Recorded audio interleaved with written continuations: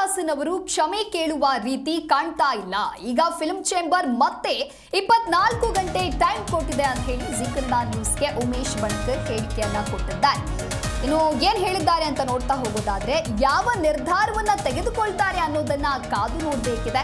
ವಿತರಕ ವೆಂಕಟೇಶ್ ಅವರ ಕೋರಿಕೆಯ ಮೇರೆಗೆ ಟೈಮ್ ಅನ್ನ ನೀಡಿದ್ದಾರೆ. ಮತ್ತೆ 24 ಗಂಟೆಗಳ ಟೈಮ್ ಅನ್ನ ನೀಡಿದೆ ಫಿಲ್ಮ್ ಚೇಂಬರ್.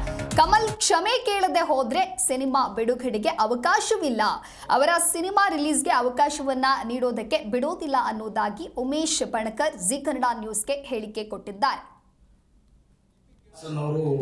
ಅವರ ಒಂದು ದುರ್ವರ್ತನೆ ಮತ್ತೆ ಕನ್ನಡ ವಿಚಾರದಲ್ಲಿ ಅವರು ಬಳಸಿರ್ತಕ್ಕಂಥ ಪದ, ಹಾಗೇನೇ ನಂತರದ ದಿನಗಳಲ್ಲಿ ಎಲ್ಲ ಕನ್ನಡಪರ ಸಂಘಟನೆಯವರು ಮತ್ತೆ ವಾಣಿಜ್ಯ ಮಂಡಳಿ, ರಾಜ್ಯ ಸರ್ಕಾರ, ಕನ್ನಡ ಅಭಿವೃದ್ಧಿ ಪ್ರಾಧಿಕಾರ ಪ್ರತಿಯೊಬ್ಬರು ಕೂಡ ಆ ವಿಚಾರದಲ್ಲಿ ನೀವು ಕ್ಷಮೆ ಕೇಳಬೇಕು ಅನ್ನೋ ಸಂದರ್ಭದಲ್ಲಿ ಅವರು ಆಡಿರ್ತಕ್ಕಂಥ ಭಾಷೆ ಅದು ದುರ್ವರ್ತನೆ, ಅತಿರೇಕದ ಪರಮಾವಧಿ ಅಂತ ಅನ್ಕೊಂಡಿದ್ವಿ.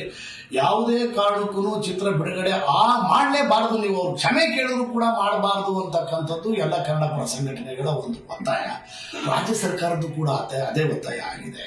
ಸೊ ನಾವು ಈಗೇನಂದ್ರೆ ನಾಳೆ 12 ಗಂಟೆಗೆ ಅವರು ಕಮಲ್ ಹಾಸನ್ ಅವರು ದುಬೈಯಿಂದ ಚೆನ್ನೈಗೆ ಬರ್ತಾ ಇದ್ದಾರಂತೆ.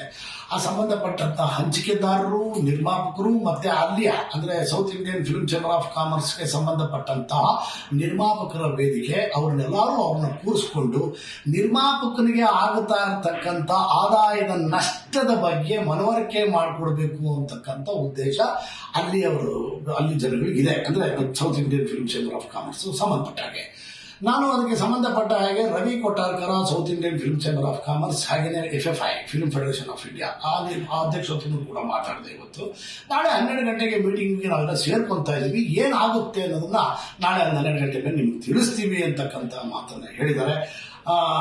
ನಾನು ಇದಿಷ್ಟು ಕೆಲವು ಸಂಘ ಸಂಸ್ಥೆಯವರು ಮಾಡಿದ್ದಿರ್ಬೋದು, ಬಟ್ ನನ್ನ ವೈಯಕ್ತಿಕ ಅಭಿಪ್ರಾಯದಲ್ಲಿ ಈ ರೀತಿಯಾದಂತಹ ಹೇಳಿಕೆಗಳನ್ನ ಕೊಟ್ಟು ನುಣುಚಿಕೊಂಡು, ಅಂದ್ರೆ ಕ್ಷಮಾಪಣೆ ಕೇಳೋದ್ರ ಮೂಲಕ ನುಣುಚಿಕೊಳ್ತಕ್ಕಂಥ